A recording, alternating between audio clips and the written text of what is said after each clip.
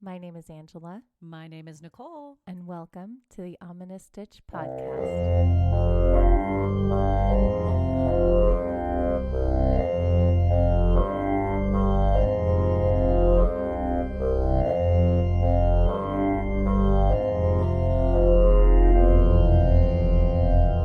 Hello, Stitchers. Hey, everybody. Welcome to another amazing episode of the Bobble Stitch podcast. Amazing. Yay! I can't believe summer's almost over, Nicole. I don't like it. I feel like summer just started. Right? And my kids are going back to school. No, Like, you're next week. diving into your stitches. I am. I'm Hey, just Angela, what's going got you in right stitches? I was thinking about it because my kids go back when this airs. They'll go back like the following week. That's so of school, quick. right? Did you feel like you had a good summer? Yes, I feel like we've had a good full summer. And it definitely feels like summer because it's over 100 It's so degrees. It's so hot. I don't like it. Oh my gosh. It's so tough to go outside and do anything around the farm. I'm just like immediately drenched in sweat. Gross. I can't imagine. Yeah, I step out at 6:30 in the morning and I'm already sweating because Yeah. I'm walking my dog. I'm like, Yeah. how do you survive on Because a it's farm? hot. Yeah. You're just, like doing try to manual find, labor. Yeah. You just try to find as much shade as possible. And then you just gotta come in give and you- turn all the fans on and just like, ah. I was gonna say I gotta give you. Last summer, I bought these fans that like portable that go around your neck. around your neck. Yeah. Yeah. I'll give it to you if you need it. Okay. It doesn't really do too much; it just blows air in your face. So I'm sure Yeah. it's just gonna blow hot air in your face. But Nice. but it's something. It's something. No, we have a lot of shade around the property, so that's lucky. We can Good. duck out of the sun, When you need to. we need to. But man, when July hit, my kids got sad because they're like, "Summer's almost over." I'm My like, kids too. "You guys, this is like prime in the middle of the summer." Yes. But now July is gone, and it's like, Yeah. oh my gosh, they're going back to school next- so next soon. week. I don't like it. You got to go get the school supplies. Yeah. Oh, and your oldest is going into Yeah, she's going into junior high. So you got to get those supplies Yes, and books and yes, and then she gets to figure out like she's going to have a schedule. She's going to have to Oh go to my different gosh. classes and have different teachers. And it's a whole different school. Is she excited? She is. She's ready to see her friends, but at the same time, it's like I It's don't know. different. It's very that different. transition. Did you have a good time in middle school? Yes and no. Yes and Took no. you a long time for that one. Yeah. I mean, middle school is definitely a transitional phase. It's where you start growing up before you're ready to. Seriously. And and you girls have before guys. Girls before guys.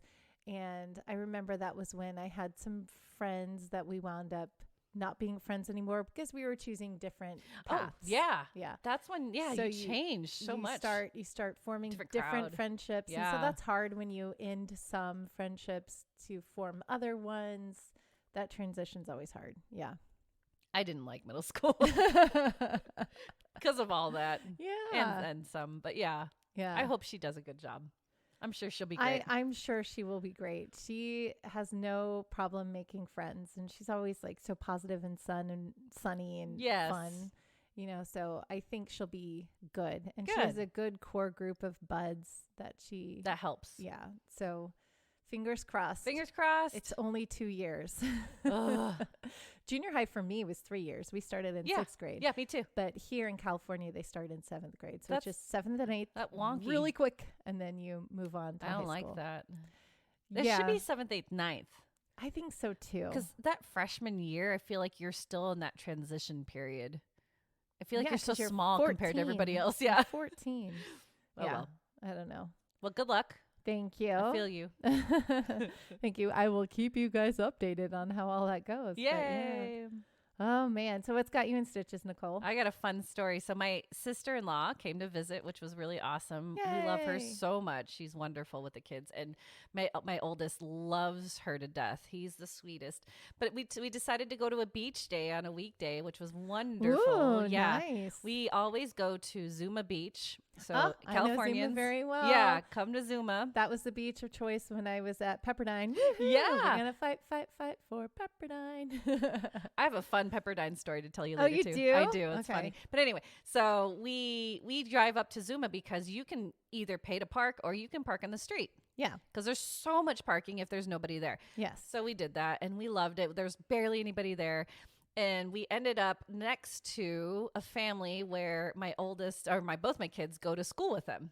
Oh, cool. Small world. Yeah. Yeah. So what happened, which was amazing, is my oldest loves to boogie board now. So he was in the ocean, I think, the entire time. Oh, fun. Yeah. And his friend who was in his classroom, she was in his class last year. They boogie boarded the whole time together. It was the sweetest. That's so cute. But the hilarious part was towards the beginning, we're watching him and all of a sudden we see these fins come up. And we're like, oh, they're dolphins. Yeah. And they were so close. They were literally like, I'd say 10 feet away from. Oh, surfing the waves with your oldest. Yes. Oh, that's so cool. And the most funniest part was he starts to come in and he's like, I think I saw a shark. And he was so calm about it. He's like, pretty sure I saw a shark. I was like, honey, no, it was a dolphin, but I'm kudos to you for being really calm. Going, yeah, he didn't panic. He just saw them, just came right back in, and it came out of the water. And I was like, no, that was a dolphin. It was so cool. Did you see the dolphins? He's like, yeah. And then he came back out and he went back in. Yay. So had so much fun. We were there for, I want to say, like 5 hours. And seriously, he came in a little bit to play in the sand with his little one. With my little one, and then came right back out, and he's like a little water kid. That's so awesome. Yeah, that's so cool. We had so much fun. So we're definitely going to try to hit the beach before school starts, which is, like you said, around the corner, but we're going to try to hit it a few more times. I bet the weekends are crazy. Yeah, so, I'm sure, especially with the heat wave that we're having right now. Yes. Everyone's going to escape to the beach because it's much cooler on the ocean. Oh, it was like a whole marine layer, though. The sun barely came out. Oh, yeah. And we're like, this is amazing compared to 100 degrees where we are, you know? Yeah. So it was amazing. So yeah, beaches are awesome. Go to Zuma, everybody, if you ever go to the beaches and you live in California. Giving away your oh, shoot. Don't go to it. There's sharks. They're sharks. Sharks. I mean, they're not dolphins. Yeah, they're sharks. No, they're sharks. Don't go there. No, we usually head up the coast. We go to Ventura because it's a lot easier to get to from where we live. Yeah, that's true. Yeah, so we like to go to Ventura Beach. That's and nice. We'll go to the harbor, and then there's a beach right across from there. That's the harbor. Yeah, we've been to that harbor. There's usually a guy with birds there. Have you ever seen that guy? Yes. Yeah. There's a guy with birds. Yep. There's some really yummy restaurants. Yes. Ice cream. There's an arcade. Yeah. There's ice cream. The ice cream shop. Now you're making me want to nice. go to Ventura. Maybe we'll do that next. I like to go to the Greek place. Yeah. It's so good. Yeah. I think we went there last time. Yeah. We'll have to go. I love Greek food. We love Greek food. We do. That's one of the things that we do together whenever we're recording. On recording days, we drink our coffee and then we go get Greek food. Greek food. So good. Anyway, well, that was my stitch. And I'm so excited for this episode because there's going to be a part 2 eventually. Yay. But yeah, we want to get into stitching? Sure. Let's get stitching.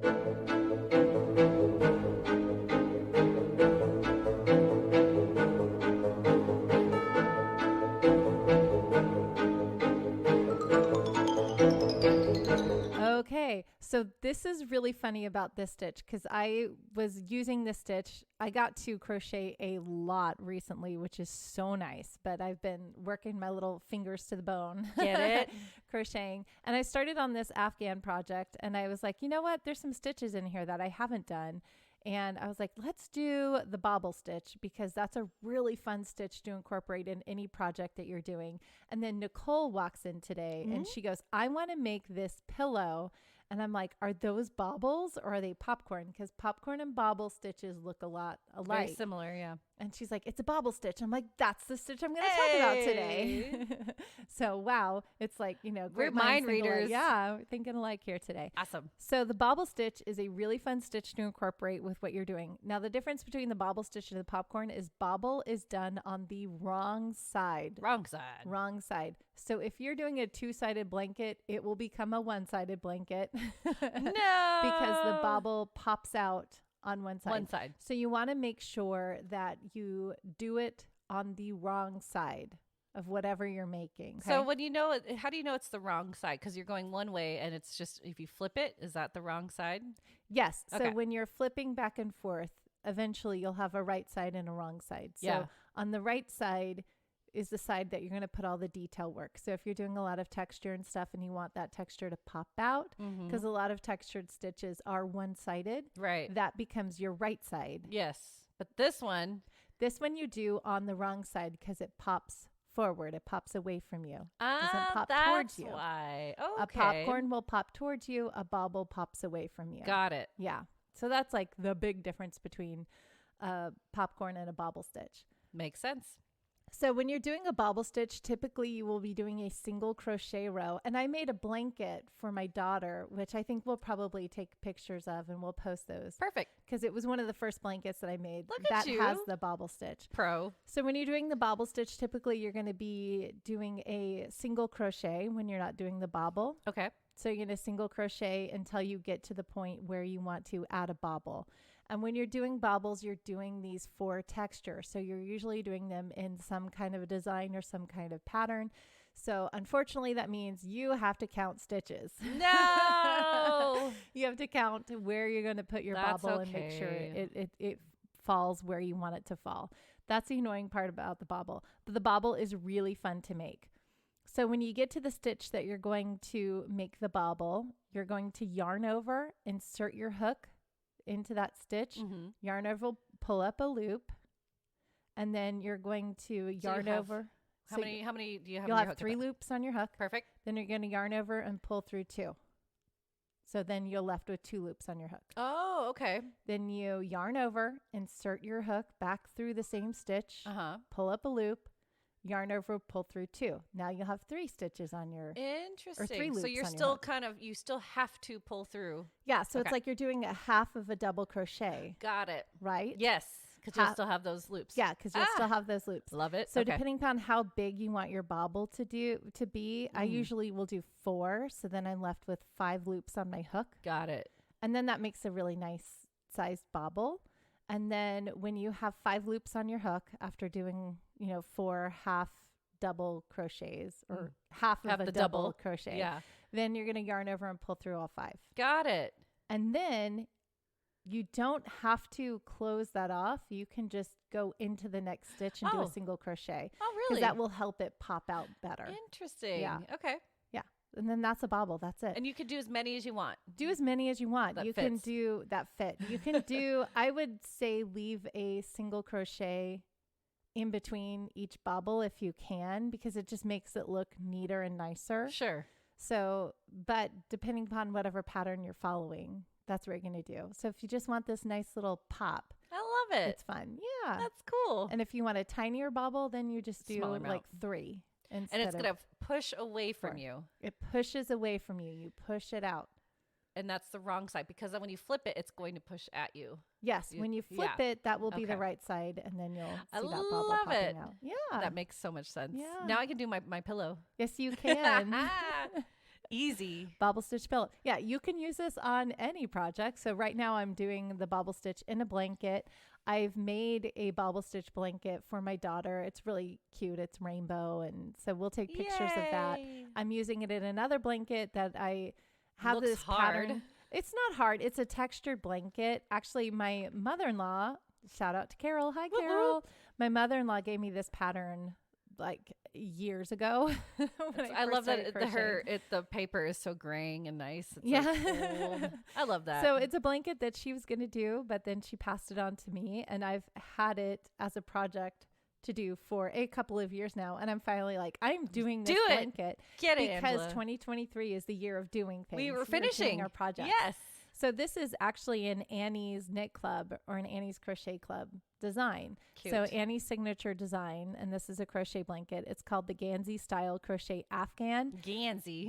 I love it. So you can order just the instructions for it. I know normally when you're doing Annie's kits, you order the entire kit. So she gives you the yarn. Nice. You get video tutorials. You get Wow. It's all ready to instructions. go. Yes. So Annie's is a very fancy Mary Maxim. So Mary Maxim is another one where you can order the whole thing. Wow. But I don't know if that comes with video tutorial. I haven't ordered any of these knit clubs yet. I'm very interested in doing it, so I might at some point. Cool. Because they give you all the yarn, they That give is you all nice. the You instructions. don't have to search for it. You don't have to do everything separately. Correct. That is really It nice. does come, it is a higher cost. Doesn't have your hooks though. Doesn't have your hooks. Okay. It is a higher cost to do it this way, but if you It's all are in lacking one. inspiration and you want everything to be given to you and you want that safety and confidence of having a video tutorial and having written instructions and going through it step by step that way, it's a fantastic way to That's go. so And not having to cool. pick colors. And I'm really bad at color sense, I think. I don't. That's not true. I will pick colors and I'm like, I think these colors will go well together, and then I don't put them in the right way that I want them to go. Okay. So, you know. You're selling yourself short. I think you do great. So. Oh, thank you, Nicole. You have way better color sense than I No. do. Yeah, I think my shades are just a little bit off sometimes from where I want the overall project to look. I'm like, oh, I should have used a richer green, or I should have used like a lighter, more lemony yellow, or, you know, whatever. So, hindsight is 2020. right? But if, you know, somebody already has all these shades perfectly picked and matched and they all, you know, go together, then I'm like, ooh, That's true. lovely. Then it's ready to go. Yeah, it's I ready to love go. it. You just have to, you don't have to think. It's like You a can meal just kit. stitch. Exactly. I Are talk you about I hungry, love Nicole? food. No. I have food on my mind all day long. So So anyway, go out and try a bobble today. hey, I love it. Bubble it up. Bubble it up. So, and you have a pillow that you want to do. One day, yeah, I've got a million projects lined up still. Did I send you that pillow, or maybe you've sent me that pillow before? There Because was we've one talked about similar. it before. Yeah, I have one. I have it saved, but then I saw this one because I wanted to make it for my office in the colors of my school. So Oh, very cool. yeah, It's a bohemian Yes. bobble pillow or something exactly. like that. Yeah, it's like 1970s. It says. Yeah. Because It's the very colors cool. they choose are very, Very 70s, 70s. which Mustard I yellow. love. And that's yeah. one of my favorite I know. colors. Mustard yellow is fantastic. See, 70s. 70s rock, man. Whoop, whoop. So eventually we'll do that. But your blanket's coming along, so hopefully that'll be done when maybe a couple months. Yeah. Hopefully in a couple months. I'm, you know, starting to cruise through it. I'm finding time. I do need to start processing my alpaca fleece. Gotta get on it. Gotta get on it because I That's have okay. bags and bags of that. So Yeah. I need to, you know, I tend to get really hyper focused on one thing, and I'm like, oh, but I have all these other things that I need to do. So Right. we'll get there. You'll get there. We'll get there. Eventually. Yeah, I need it like a planner. I need you to plan out my day so that I'm like, I can help you from with this that. time to this time, I'm processing alpaca fiber. So I'm either washing it, drying it. You've got carding boards. You it. can just write them on if you don't want to like Oh. planner, because I know you're not like that. I know. I'm not. This is something that I was talking to my husband recently about. We were talking about, you know, things that frustrate us. And I'm like, one thing that frustrates me is when I feel like I don't have enough time. That's my biggest thing. Because I'll have a lot of projects going, and then time just kind of runs out, and it's just like slips "Ugh." away. Yeah. So, I mean, I think I talked to one of our patrons. Hey, Brittany. Hey. So I think I talked to her about that because I know she tests patterns. That's right. And I'm like, just having that deadline of having it done at a certain time, that would kill me because I don't have enough time. You'd be up all night. Yeah. I'd be like, I I gotta finish this. Other than that, I think I would love to test patterns. I think that would be really fun. Maybe when the kids are like gone. Yeah, when they're more self-sufficient. Yeah. Can I tell you, so we recently got back from summer camp. I talked about that in one of our last episodes. A couple weeks ago. That we went to a summer camp. And when we were at the summer camp this year compared to last year, the kids were just like, bye, mom and dad, gone. That's and such a weird we saw concept them at meal to me. times. Yeah. And sometimes they would sit with us at meal times, but most of the time they'd be off with their buds. Aww. And then I'm like, wow, they're just so independent. They're just gone, which is wonderful and heartbreaking at the same time. Because, you know, I love my kids. I think they're so much fun. I love spending time with them, but now they're very independent. They're so in their they're own like, world. see you later, mom. We're doing something. Kids growing up so So, fast. I But there you know. go. Now you got more crochet It's time. more. There we go. Bright side. The positives. Okay, that was a tangent during crochet time. That's okay. That's okay. So That's us, man. I know, tangent, squirrel, Squirrel. That's us. Okay, so Yes. I'm done with Bobble Stitch. Okay. I'm ready to dive into story time. Are you ready? Yeah, it's story time. time.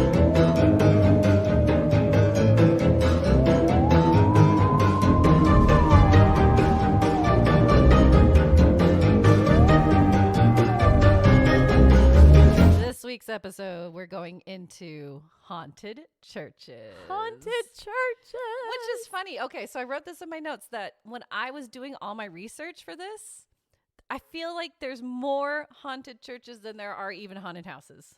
Wow. Really? Isn't that weird? Yeah. Like it just brought up lists and lists. And I was like, what is this?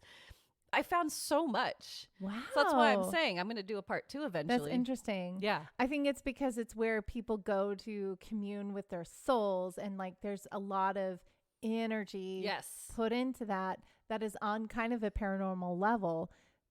Spiritual. So, yeah, well, and spiritual. A lot of them, there we go. There we go. A lot of them, though, also are attached to cemeteries, which I try to weed through. There's going to be a couple with some haunted cemeteries in this episode. But I think I'm going to do a whole episode on haunted cemeteries alone. Oh, because, yeah. Attached. I have a cemetery story that I'll tell. It's okay. So fun. Well, we'll save it. Okay. Well, we're going to go. So this is going to be national haunted churches. We're going to go do an international episode eventually. Okay. But this one's very short. So I'm going to go to Alabama. Yeah. We're going to go to High Hill, Alabama. We're going to High Hill Church. And this is in Parrish, Alabama. I have a picture for Angela. It's tiny. It's such a cute little church. It's very small, but it's abandoned. Yeah. So little is known about this church. It's not been used for many, many years, but there is a cemetery behind the church. Like I said, there's a few of them like this. But someone reported seeing the local pastor of the church hunting in the woods around the area. He's the local pastor. Okay. But then later he found out the pastor who ran services died in the late 1970s, but enjoyed hunting in the area. So he saw him. I was like, oh, snap. That's him, right? That's the local. Yeah. And no, he's been gone for years, decades. Oh, that's crazy. So he's still hunting in the woods. Oh, that's crazy. Spooky. Locals have reported seeing a large crowd of people gathering in the middle of the night that resembled a revival at the church, even though it's been abandoned. I thought maybe they're still able to use it, but why not? Why at night? That's a little spooky, right? Yeah, because it's spooky. Yeah. Because people like to be creepy. A little morbid. A little ritual. So we don't know if those were living people or not. That's what's spooky about it too. Ooh. Lastly, there have been multiple reports of seeing a ghostly bride and groom walking out of the church again in the middle of the night. On Alabama Haunted Houses, someone responded to an article about the church that they also witnessed the ghost bride and groom. He stated, "They was running out the church and looked at me. I pissed my pants, got in my car, and got the hell away from there and will never be back." That person is awesome. I love They it. was. You have to go, they was running out of the church and looked at me. I pissed my pants. I can't do it. That's awesome. That quote is so good. So good. I had to put it in there. Oh. So like I said, this is very short. That's it. That's the High Hill Church. Thank you for including that one. Yeah. That made my day. There you go. So funny. But Next. yeah, in the middle of the night. In the middle of the night. Wow. So lots in of the activity. middle of the night, I go walking in my sleep. I love that song. Next, we're going to Wisconsin. Wisconsin. Yeah. East Emmanuel Lutheran Church in Oh, Amory. Lutherans. That's a cool church. Right? I like it's The very, spire? Yeah, the spire. It's very, I don't know. Churchly. It's very churchly. It looks like it belongs in Mr. Rogers' Neighborhood, in the opening scene where they have that, I like the that. little town. Yeah. No, it reminds me almost of like being in Beetlejuice, like the small town there, right? Yes, Yeah. very much so. Cool. Now, the history of East Emmanuel Lutheran Church in Amory, Wisconsin held no conflict. Norwegian settlers built the church in the peaceful countryside in 1870, and that's all we really know about. There's no bloody battles, there's no murders, no problems. Yet, for some reason, almost a century later, spooky things started to happen. Whoa. Why? I don't know. Why a century later? A century later, 1981, Reverend Elizabeth Robinson was across the street from the church when suddenly she heard the church bell ringing out from the parsonage in the middle of the night. That's the theme. In the middle of the night. Every time we're going to have to sing. Okay. She was confused because the church was closed. Reverend Robinson ran straight to the church to investigate. Once she arrived, she found the church locked, and upon entering, nobody could be found. It was empty of living souls. But to this day, the bell continues to ring frequently on its own. Dude. Okay. So this is what I think is happening. Okay. Are you ready for this? I'm ready. Anybody watch Hawkeye on Disney Plus? Yes. Yes. Okay. So, in the opening scene in the first, it's not the opening scene, but in the first episode, Haley Seinfeld's character She shoots the bell. That's yeah. right. So that's what's happening. Archer. Archer is shooting the bell. They would see arrows They everywhere. would see arrows everywhere. Yeah. I know that that's not what is happening, but it made me think of that. So. Or could be maybe there's a bird roosting. I don't know. Why But would they what- change they- that? Why would they ring the bell? I don't bird know. would knock itself Would unconscious die, if I it's know. trying to ring the bell. I don't know. Boom. Oh, man. Okay. That's crazy. Yes. Now, the rumor is that it's possible a forgotten congregation has never left the building. Parishioners claim to hear voices coming from empty pews and sometimes within the walls of the church. Some witnesses say they hear voices coming from upstairs in the balcony, but most claim they hear noises in the basement as if a potluck dinner is taking place. Yeah. When they searched the basement, it was completely empty. Dude. They're all eating time. One supposed recollection comes from an organ repairman who was working on the church's organ. When he was hard at work, he started to hear voices from the upstairs balcony. He thought he was alone, so he stood up and investigated the balcony area, but nobody was there. He thought maybe he was hearing things, so he went back to work until he started to hear noises and voices from the basement. Oh. So he again got up and investigated, found nothing again. He was really freaked out by 2 instances of hearing voices, so he packed his things and left. To this day, he refuses to set foot in the church. Okay, this reminded me, I have a haunted church story Ooh. of my church growing up. Okay. This story reminded me of it. So I'm going to take a minute in Okay. your story and tell you mine. Do it. Okay. When I was little, we had a really strong, because, Texas, we had a really strong youth group. And we used to do plays. And when we would do the plays, we'd have a lock-in at the church and rehearse all night and then do the play the next morning. Nice. And it was a musical. So, Okay. you have a bunch of kids that are in the church choir and in the youth group, and we're getting, doing our lock-in. And our choir director used to tell this story when we were all settled in our little sleeping bags and getting ready to go to sleep. Okay. The first time I heard this story, I did not sleep the whole night. Seriously? Yes. No. Because we were in the church Okay. where it happened Okay. in the next room. Oh, fun. So my church growing up went through several stages. So we had an old sanctuary, and then they added on to that, and then they built a big, huge, massive sanctuary. So they rebuilt part of it. They added on. Oh, added on. So yeah, Okay. it was all, you could go into the old sanctuary and then keep going on, and they would use it for different things, but the youth group mainly used the old sanctuary, and that was also where we would put on our plays. Got it. Was in the old sanctuary. Okay.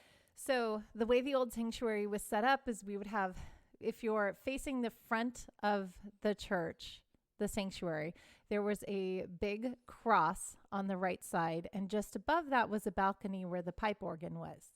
Okay. And the organist would play the pipe organ and the choir would sing up there. So it was a choir loft singing down into where everybody else would sit. All the pews and everything were set up down there. Okay. So my choir director would tell the story about how in the early days of the church, they didn't have very good railing up in the balcony. They had just kind of like one rail, and then, but there was a lot of space that you could kind of slip through. There wasn't like, it wasn't, the railing wasn't that set, if that makes sense. No, that makes sense. Okay. There was a lot of space for small children to fall through. No, So for that I knew reason, you were going with this. for that reason, children were not allowed up in the choir loft. Okay. Only adults were allowed in the choir loft. Okay. So Good. the story goes that a small child found her way up in the choir loft when nobody was looking, because she wanted to play the organ because she thought it was very beautiful. So she's sitting on the organ bench and she's like banging around on the organ, and something happened where the bench kind of slid and she slipped off the bench, landed on the cross, and fell to her death. No. My choir director tells this Thanks, story choir director. to a bunch of little kids. kind of director is right? this? Right. And so that was the story as to why children were not allowed up in the choir loft. Okay. Okay. Since then, years later, this was in the 80s, they had, reinforced it. So, I had been up in the choir loft many, many times, but they, put vertical bars so that you can't slide through anymore. Oh, good. So anyway, so she would tell the story. She would preface the story like, this is what happened in, the 60s or 70s. Then flash forward to the 80s. She said that she was working late in her office getting, the music ready for that week's service. And then she would hear footsteps running around upstairs. And the only upstairs in that part of the church was the choir loft. Uh-oh. And so she would yell, "Hello, is anybody here? Who's here?" Because it's late at night, and nobody would answer. And then she just went back to doing her work, and then she would hear the footsteps running around again. And so she'd be like, "Who's here? Hello, anybody here?" No answer again. Right. So she decided to go investigate. And so she's like walking around, and then she hears the footsteps again. So she goes into the sanctuary just at the right time where she sees the ghost of the girl slide off the bench of the organ, land on the cross and fall to the ground. Residual haunting. Right?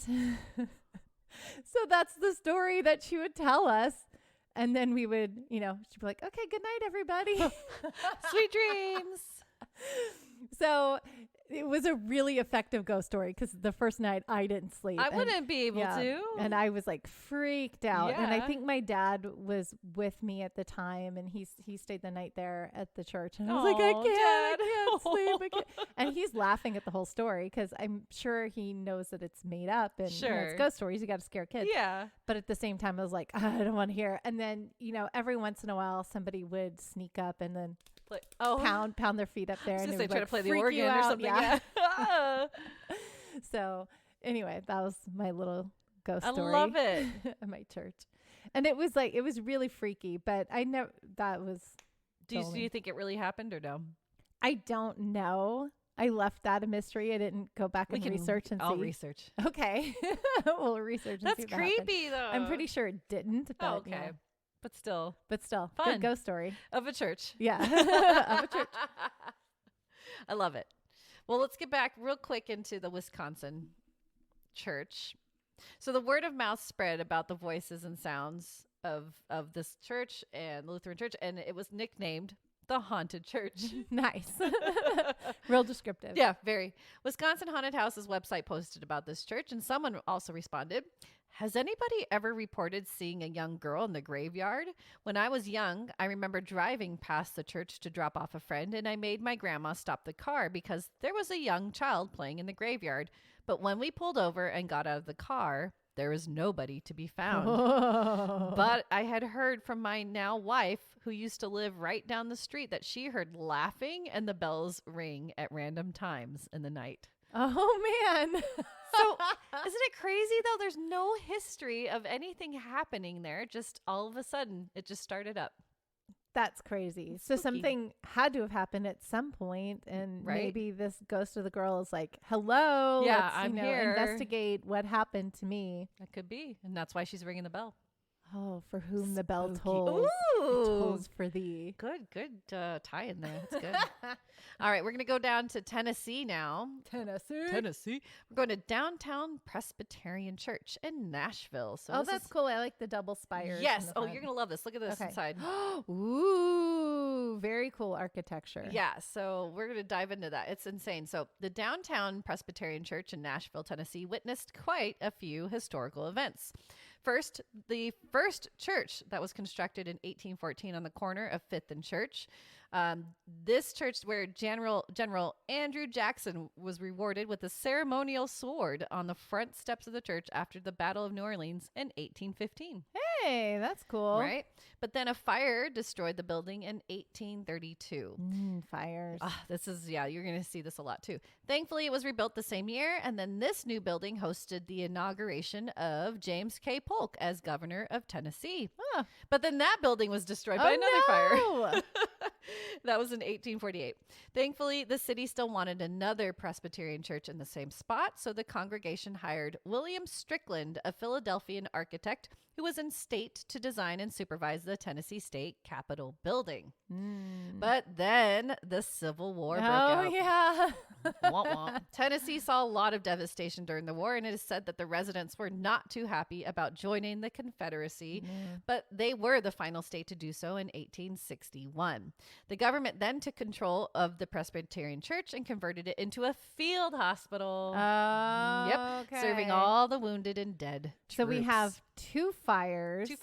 And And a Civil War hospital. which we know we've talked about This before. Yeah, fires generate a lot of, hold on to a lot of energy. Mm-hmm. And so War. there's been two of them. And then war, especially the Civil War. Yes. Yeah, there's a lot of energy there. Yes, so much. Once the war was over, the church received reparations and the congregation was able to finish the interior and exterior, which was all about can I say this right? Egyptomania. Egyptomania. So that's, if you see inside, it's hard to see in this picture. Mm-hmm. It's very Egyptian. Yeah.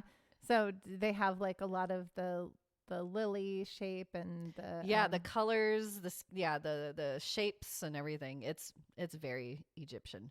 walk like an Egyptian. Yeah. So it's a mixture of ancient Egyptian and Protestant Christian imagery on the interior as well as the exterior. So if you look closely, I'll try to show you, Angela. Check out the winged sun disk motif of the ancient Egyptian god Ra in the center of the exterior, in between the two large towers. That is So it's going to be right here. It's really hard to see. interesting. Like, why would you put Combine all that Egyptian mythology into a and their Presbyterian church. Yeah, I don't Egyptian know. religious symbols Right? into a Christian church? Because that's at direct conflict. Exactly. With- Isn't that with the funny? belief of like there being one God. Right. Versus and multiple gods. Yeah, that's interesting. I don't know. I don't know much about Presbyterian. I thought it was more of a branch on Christianity. It is. Yeah. No, Yeah. Presbyterianism is. Okay. Yeah. Yeah. So Because why- I grew. Actually, my story was from a Presbyterian Oh, church. Yeah. So I okay. grew up in a Presbyterian church. Okay. Yeah. So why? It makes no sense makes to no me. sense. Yeah, it's a Protestant branch of Christianity. So I mean, I don't. So weird, right? Yeah. Yeah. Ra is all over in the inside interior, and the only overt Christian symbol inside is a single wooden cross in front of the pipe organ. So Mm-hmm. weird, right? That is very strange. Okay. But it's cool looking. I don't know. It was, I guess the decor of the day when they were doing it. But wow, Yeah. that's interesting. And they kept it that way, yeah. Yeah. And the organ is really cool. It was enlarged in 1914 to 2,100 pipes. Whoa, that is a big It's organ. huge. Yeah, so it's right there. See? Yeah. Yeah. Woo, pretty. It's a very pretty Making organ. Lots of noises today. I love it. It's very pretty. So in 1927 and 1937, flood victims were sheltered in the church. During World War II, soldiers on leave in Nashville slept in the church by the thousands during the war. Wow. So this church, like I said, it's seen a lot. Yeah. The church was almost torn down to build a parking garage site. They That's sweet. paved paradise and put up a parking lot. Love it. 1954. But since the first church congregation, they up and left to the suburbs. Thankfully, the church was sold to the members who did not want to leave downtown Nashville. In 1955, the Downtown Presbyterian Church was formed. So, Okay. there you go. That's good. But why would you tear down a church really pretty church. to build a parking lot? That's the times, man. I know. Sad. Gosh. Yep. Leave beautiful architecture alone. Right? Well, they did, thankfully. Preserve it. Yeah. So today, many people believe that the church gives off very odd vibes due to the history it has seen. So this is very short, like another one. Most believe it's due to the ghosts of the fallen Confederate soldiers that were never able to rest peacefully.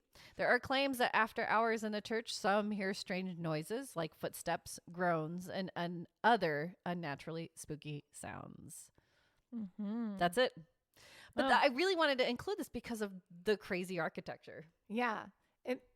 It's cool. It's very interesting to me. I want to know what the thinking was and why everyone decided that it was a good idea to make include this in all of these, because it just doesn't fit. It doesn't make sense to me. In Tennessee too. It's yeah. Who knows? But it's a pretty That's church. interesting. I mean, well, there's like, Memphis, Tennessee, which is named after, so I guess Egyptian mythology kind of prevailed rooted there. I there? don't know. Interesting. There you go. That's crazy. Yeah. It's So cool. if we ever go to Tennessee, let's go to that church. Okay. Yeah. Next, we go to St. Paul's Chapel in New York City, New York. Oh, so pretty. In the middle of everything. Mm-hmm. There you go. I can slightly recall, I put this in my notes, I walked by St. Paul's Chapel 2006 when I first visited New York City. Hey. I think I remember it. It's crazy. Uh-huh. If I knew the history and paranormal events that took place, I probably would have took more interest. I probably would have walked around. Oh, that's a cool church. Yeah. Yay. Yeah. Oh, it's haunted. So St. Paul's Chapel was erected in 1766 as an outreach chapel of Trinity Church to better serve its expanding congregation. They called St. Paul's a quote-unquote chapel of ease because it was centrally located, unlike Trinity Church, where you had to walk a few blocks south along unpaved streets. But then the Great Fire of 1776 destroyed the first Trinity Church, yet St. Paul's survived due to the bucket brigade throwing water all over the building, again, because it was Hey. centrally located. So Right. They had can more get people. there fast. Yeah. Exactly. What's cool is that George Washington made St. Paul's Chapel his home since Trinity was under construction. After he was sworn into presidency, he would attend services until Philadelphia became the capital of the U.S. in 1790. I did not know that. Did you know that? Yes. I did not. Oh.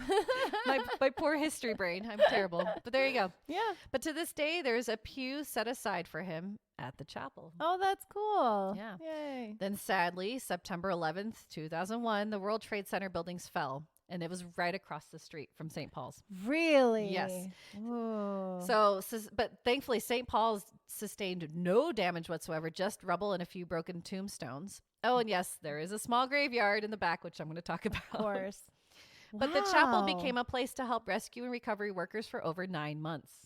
Wow. So thank you, St. Paul's. That's amazing. I've been to the site where memorial? where the World Trade Center fell, and they have that big pit now. It's like a infinity, or it's not an infinite, it's an infinity pit. I don't know.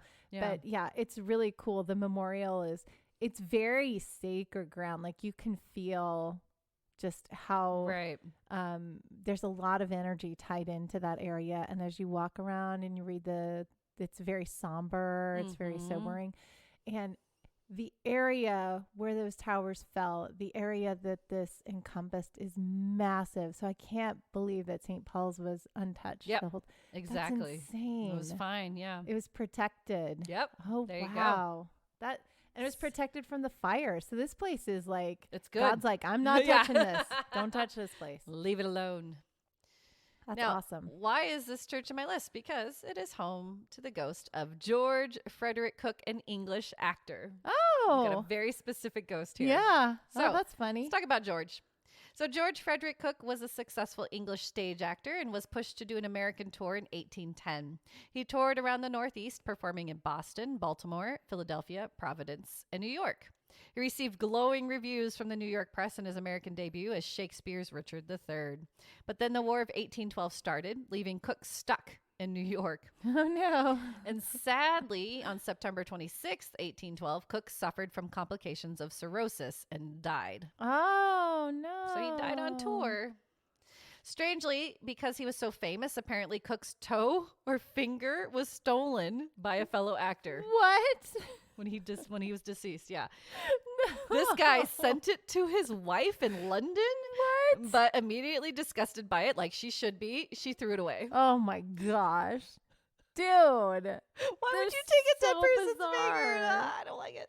Good on you, wife. Yeah. Like, no, you Or don't send need it that. back. That's bad juju. Exactly. Why would you take a piece of somebody just because they're Bad famous? juju. Yeah, that's gross. No. But then even more curiouser was when Cook's body was moved to a public grave at St. Paul's Chapel. His corpse was missing his head.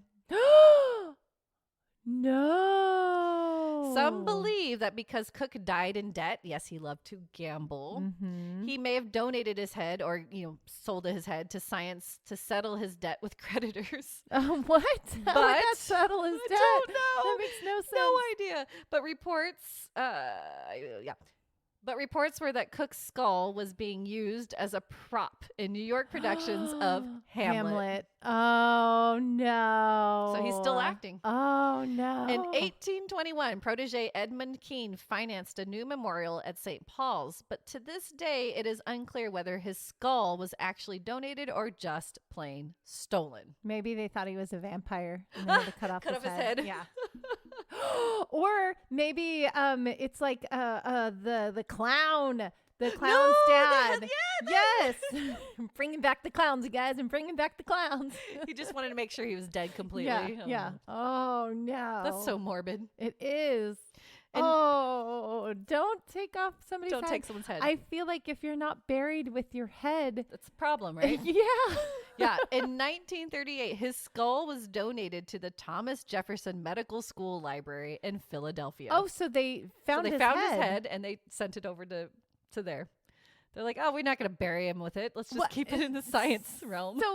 So do they still have his head? I think so. So his head is still severed from his body? Yes. No, put his head back. Well, that's why he's Reunite it with haunting the everybody. body. Oh my gosh. You guys. Don't take his head. Yep. Oh. But since the memorial was erected to Cook in 1821, visitors of St. Paul's Chapel claim to see a headless man roaming around in the churchyard looking for something, most likely his head. Yeah. And a writer on the Naked History website claims that in all their photos, there was some sort of spirit, mostly residual hauntings due to 9/11. So you got a headless ghost man trying to find his head. Yeah. And then some victims. Some 9/11 victims roaming around. Yep. Oh my gosh. I feel like we Poor can help Thomas Cook. George Curtis Cook, sorry. I feel like we can help George Cook. Yeah. Really easily. Just get his head back, right? Just, at least bring his head, set it down on his grave or around his grave. You don't necessarily have to bury it with him, but let him find his head. So that he can rest.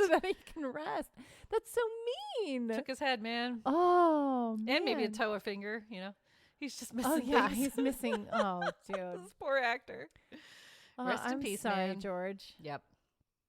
All right, we're going to move on to New Orleans. New Orleans, y'all. This is my favorite, apparently. I love New Orleans. Every theme. Nolo. St. Louis Cathedral. Laissez le bon temps rouler. I love it.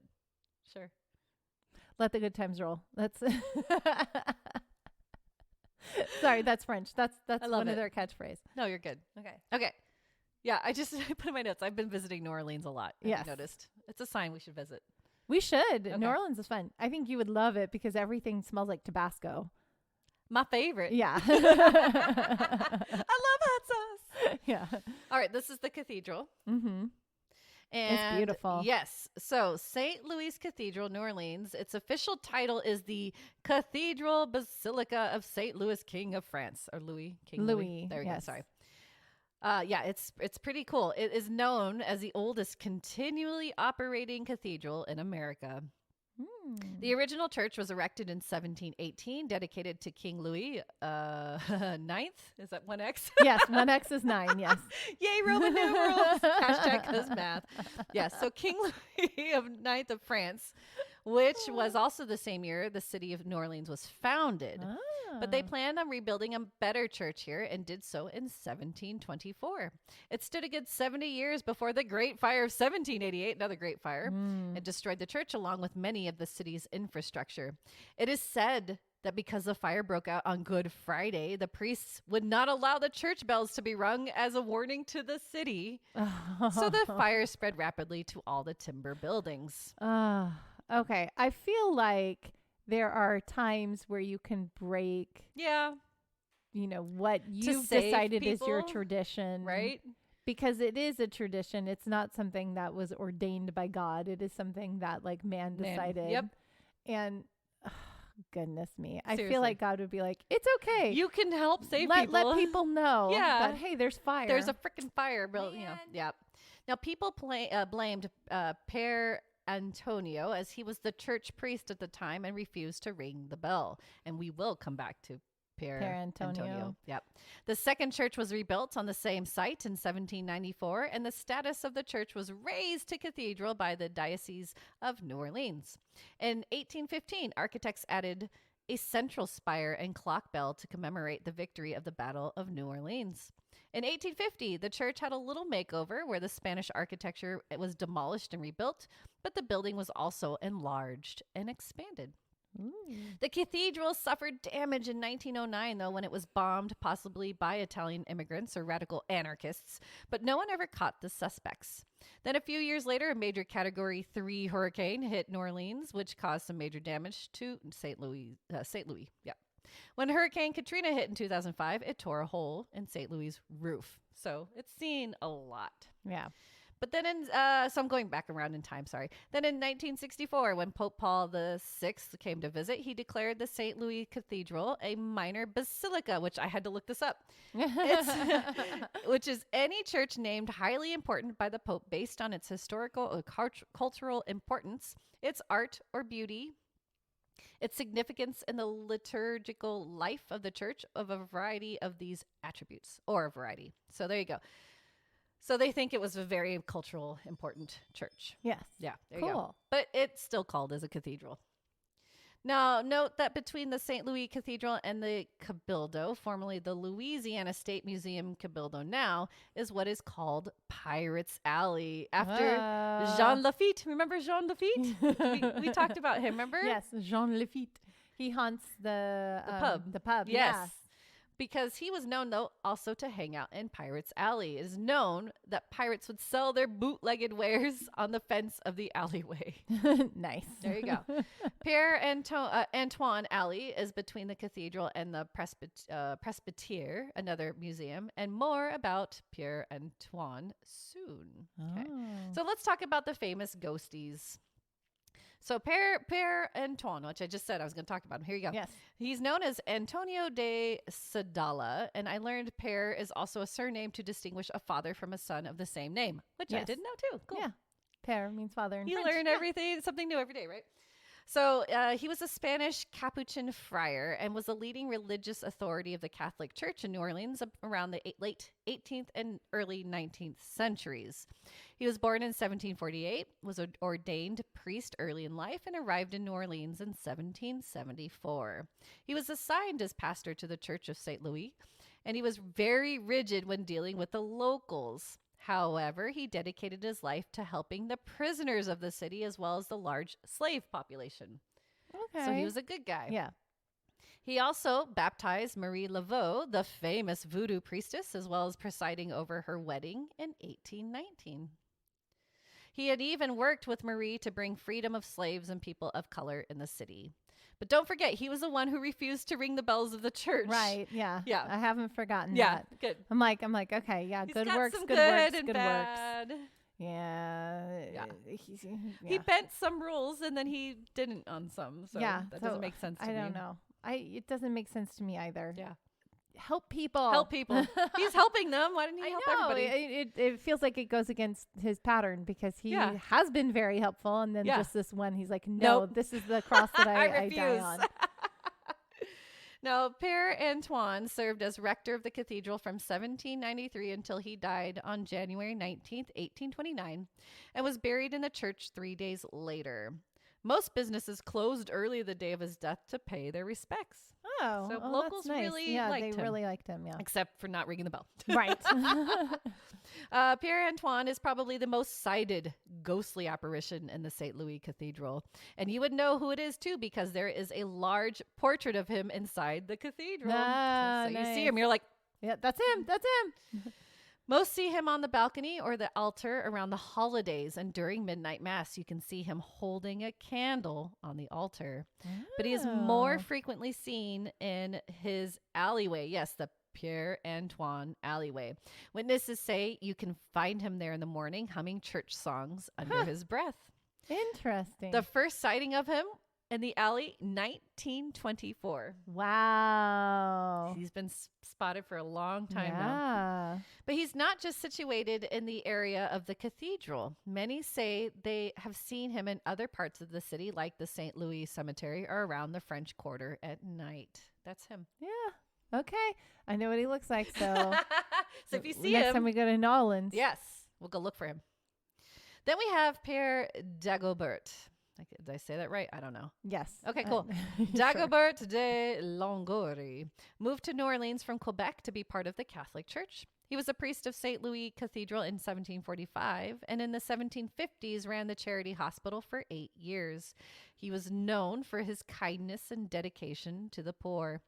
Not only did he attend weddings, births, funerals, and everything in between, he was known as a foodie and could find him in taverns and bars and described as a little rotund or jolly. Aw, Yes. the fat friar. Yes, exactly.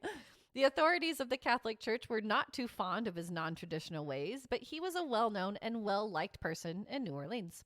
He passed in 1776, but is still sighted around New Orleans and especially in St. Louis. On rainy mornings, people say you can hear him singing the hymn Kylie. Is that how you say that? Kylie. Oh. Kylie. Yeah. Okay. That's, yeah. I don't know that hymn. Sorry. He is seen walking out of the cathedral. It could, I mean, It could be Kyrie. Kyrie. That's I know. That's thinking. what I was thinking, but it was spelt with the L. An L. I don't know. Okay. Yeah. He is seen walking out of the cathedral with head bowed and wearing sandals, strolling down Pirates Alley and humming the entire way. Everyone's in Pirates Alley. Yep. So does he cross Père Antoine? I'm guessing. Or And maybe they he just like hum to each other Yeah, and they walk, they sing walk to each across- other. Yeah.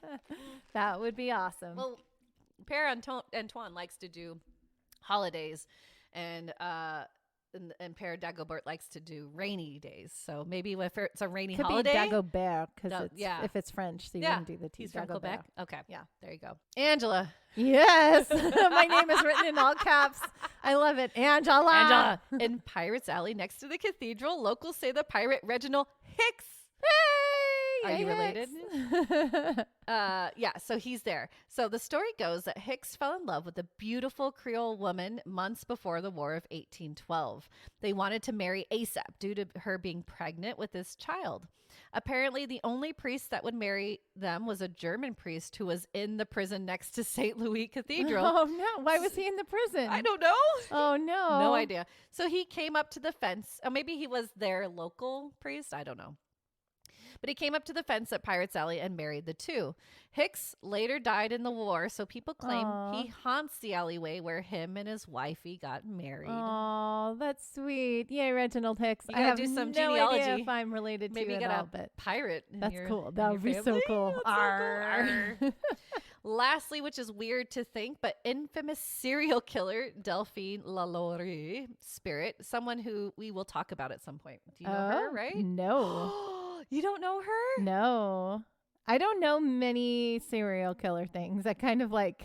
We are okay, so that'll be coming up at some point because Oh. she is insane. Dude. Okay. She is insane. Okay. But so people have seen her walking the aisles of St. Louis Cathedral because she was known to attend mass there when she was alive.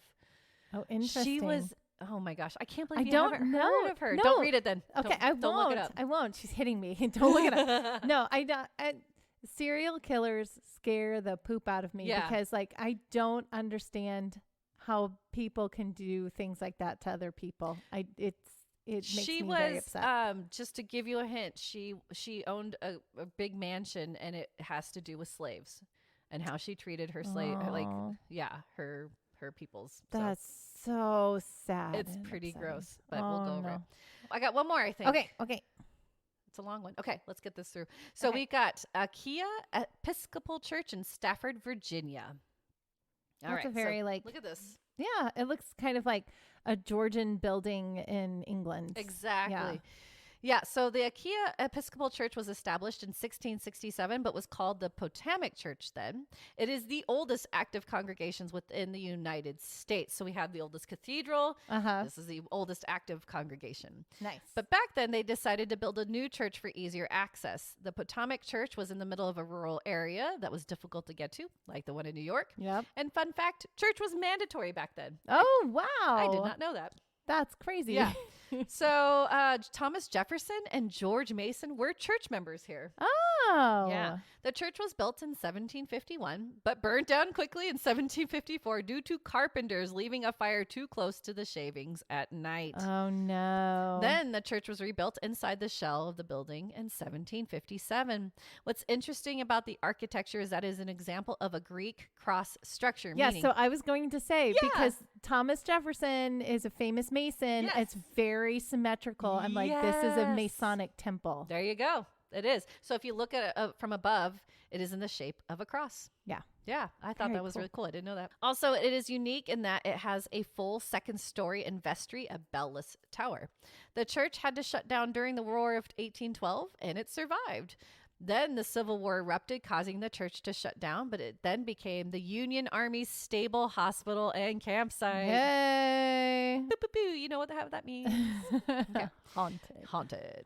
You'd think remnants of war would be the root of paranormal activity, right? No. No. Uh-oh. So here's a fun story. This goes either during or right after the Revolutionary War. There was a young blonde lady who was traveling on the dark country roads of rural Stafford County. Now, I know young ladies wandering around at night is not a good thing. Yeah. Then, and definitely not now. But wouldn't you know it, she was attacked by a group of highwaymen. Of course. Yes. Back then, this was common since the war left everyone impoverished and there was a lack of resources, food, and money. So why would she be out in the middle of the exactly, I night? don't know. So men would anxiously hide and wait along roads until someone came along that they would rob of their valuables. But they were not Robin Hood. I put that in my notes. I was like, they're not giving to the poor. Sorry. No. They're giving to them. to that are them. poor. Yeah. The young blonde lady was able to run from the men to take sanctuary in the Achaia church. But while hiding, the group of robbers broke into the church and murdered her in cold blood. Dude. In the church. Dude. They are in hell Yep. now. That is, you That don't is- do that, No, you dude. don't. Sacred land. Oh. They then decided to hide her body in the vestry and they escaped without ever being caught. Ugh. Then, remember, the church reopened for services, but not until the 1850s. So this church was closed down for a very long time. And did they find her body right away, or Shockingly, church members discovered the gruesome corpse in the vestry. She had been there, like I said, for years. So all that remained of the Oh, lady wow. was her skeleton and a full head of beautiful blonde hair, oh my as gosh. well as a stained pool of blood. Oh my gosh, Nicole. Yes. So when they tried to remove that blood, supposedly it wouldn't come out. They tried everything. Dude, that's like the woman's imprint. Yes. In, In that old asylum, yeah. yeah. Her blood stained the vestry for over 100 years until during a restoration period, they just covered the floor with concrete. They were like, no, we can't get it out, so we're just going to cover it up. Oh. They buried her body in the church cemetery. Once her body was discovered, though, strange phenomenon started happening around the church. Yeah, because she's like, help me. Yep. Dude. She was oh my stuck God. there. That is like In a church. It's so devilish. Yes.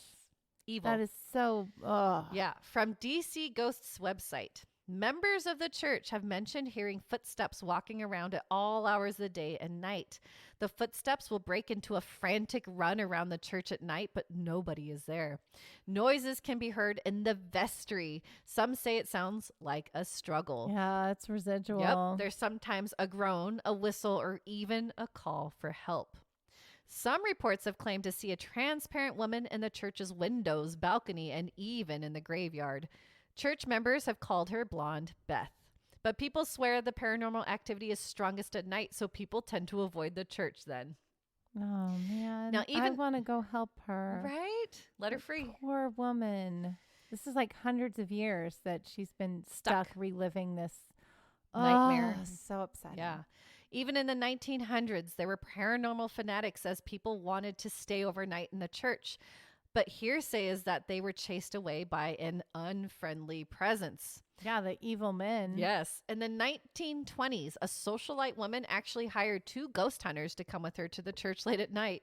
No local men would accompany her. But just as she entered the church, an unseen hand slapped her across the face. Oh, no. The 2 men searched the entire church that night but couldn't find another living soul. Supposedly, the mark remained on the woman's face for days. Dude. She got slapped. Dude. Because they knew she was just trying to poke around. Yeah. You know? One time, a custodian swore he saw a ghostly woman's face floating above the graves when he was working in the graveyard. And another man saw a woman smiling at him through the balcony windows before she completely vanished. And about 20 years ago or so, there was a mass sighting of something peculiar. Oh. Yeah. Back in the 1990s, the church held a huge celebration of its bicentennial anniversary. Part of the celebration was a group of Civil War reenactors. They were able to set up their camp in tents on the church's lawn between the graveyard and the church building for a weekend. Sunday morning, Father Care of the church had a nice chat with the group before the church services began. After asking how their night went, a few group members said they experienced something a little odd. One man said that he had witnessed a red and orange flickering light in the vestry. They described it as swaying back and forth and had flickered on and off the entire night. Others confirmed they saw the same thing. Ooh. One actor joked that it was the ghost, but then said they need to check the light bulb in the vestry as it was probably loose or faulty. But Father Care just smiled at the group, then explained it was probably coming from Blonde Beth, the church's ghost. His theory was that Blonde Beth was probably curious about the Civil War soldiers camped on the lawn of the church, puzzled in why they returned 200 years since the war had ended. Yeah. Then he dropped the bomb on them that the vestry had no electrical wiring or lights. Oh. So was it Blonde Beth? She's up there. I love it. Oh, that's a So, good one. Ikea Father Church. Care is hilarious. Yeah, That he's was like, awesome. that's Blonde Beth. Yeah. All the way. So yeah, that's my haunted churches. Like I said, we have no time. There are so many. I wanted to get through so many, but I couldn't. So. Yeah. Oh, this is a good start. And we can revisit this subject a lot because churches hold a lot of spiritual energy. Right. It's like a gateway. It's like a portal. And it's amazing. Yes. And again, a lot of them are attached to cemeteries, so I'll get to that sometime too. Yeah. So. Woo!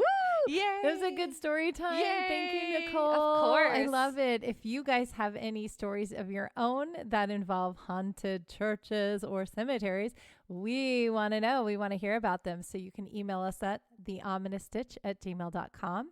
You can also jump over to our Podbean page and you can see any of the notes from this show or any previous shows from the past and get a little bit more information on what we talked about today. You can also click a button in the upper right-hand corner that says Become a Patron. Woo woo. Become a patron today. Join our little patron. I called it a patron army, but we called it something else. I don't remember. But Small stitching group. yeah, our Stitchers. Yeah. So you can join us, our Stitchers. So shout out to Mike. Shout out to Brittany. Shout out to Kate. And we love our patrons. Become one today. We will send you stuff. We give you shout outs. We do it like every episode. Pretty much. And we also have patron episodes that you can listen in case you want more of us. Yay! Because who doesn't want more of us? I don't, but maybe you do. I don't know. Oh, that was such a good episode. Yep, we're almost done. And one more thing. You can visit all of our social medias, mostly Instagram. That's where we post mostly, but we post kind of on everything. And check out any of the cool stitches or any just other things that we have going on in our lives. And I guess that's it. Okay. Yeah. Now we're going to go into Movie time.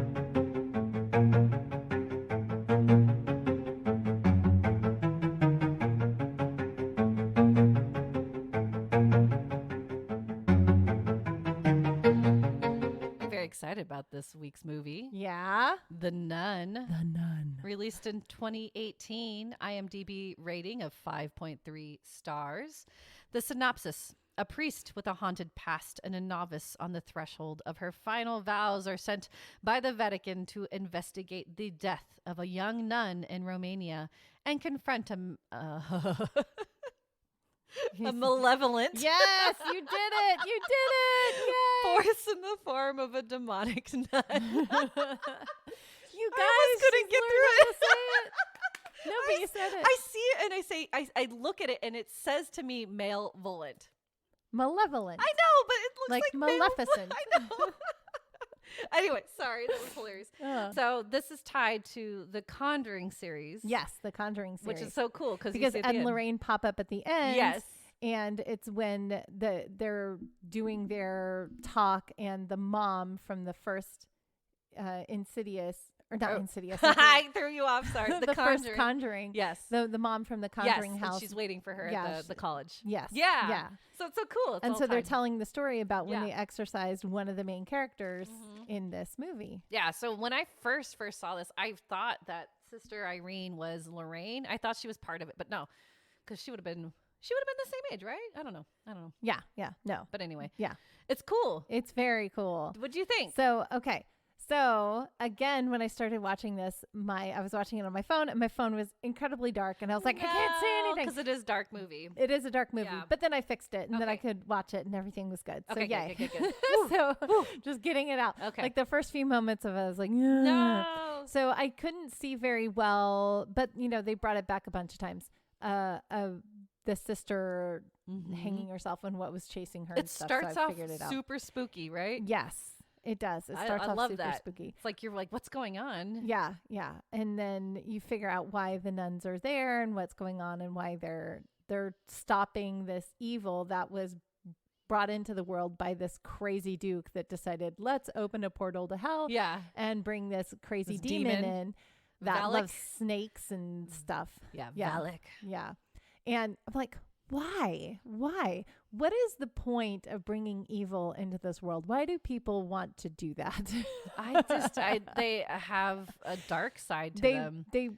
What benefit is that to them? Because evil, if you guys haven't caught on to this yet, isn't very nice to you. No, it's not very nice. So they're going to do terrible things to you, especially if you're the one that brings them in, because they are evil. There is no good to them. So they are not going to benefit you in any way, shape, or form. But they don't see that. They're just so narcissistic that they think that the world revolves around them. So if they do whatever they want, they think they're going to benefit from that. How are they going to benefit from bringing evil into the world when evil is just going to kill them? I wouldn't do it. Don't these people watch scary movies? Nope. And no. Apparently back then they didn't. So it's a cool story. So way back, this duke tries to bring evil into the world, and then the Christians come and they stop the portal from being fully opened by using Christ's blood.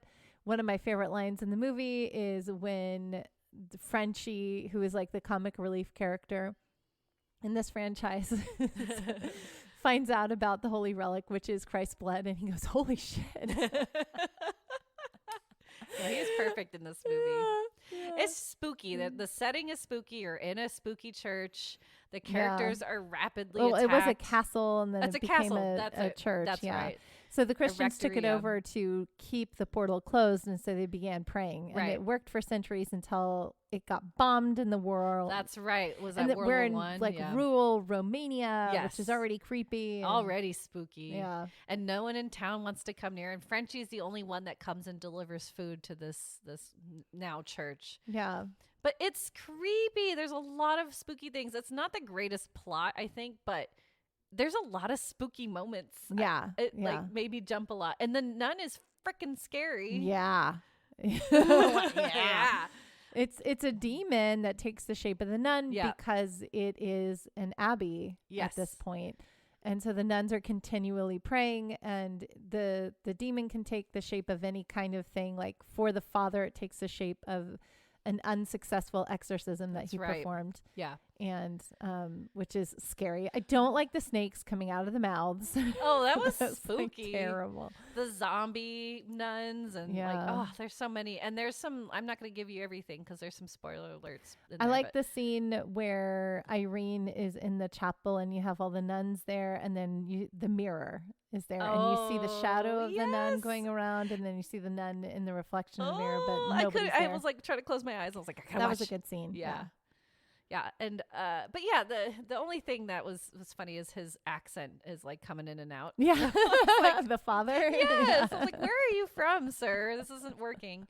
Abbas. Yeah. But Sister Irene, the actress, she was wonderful. She did really great. Yeah. And that was I like the scene where she's trying to find the father and he's buried alive. Yeah. And the bell, he's ringing the bell. Yes. And it made me think of when we were in San Diego a year ago, and we learned about the bells and how they would keep them on the, I was like, oh, we learned about that in San Diego. I got so excited. That was spooky. Yeah. But then they all kept ringing. They all started ringing, and it's like, oh no, how do you find him? Right. And then when she puts the shovel through the thing, it's like a centimeter away from his face. Yeah. It's like, whoa.